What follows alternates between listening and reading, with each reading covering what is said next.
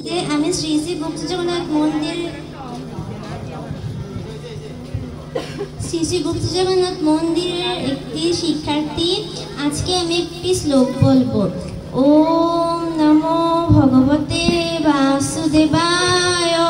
ওম নমো ভগবতে বাসুদেবায়। ওম নমো ভগবতে বাসুদেবায়। শ্রীমদ্ ভগবদ গীতা অথ শ্রী গীতার তৃতীয় অধ্যায় শ্লোক নং 1।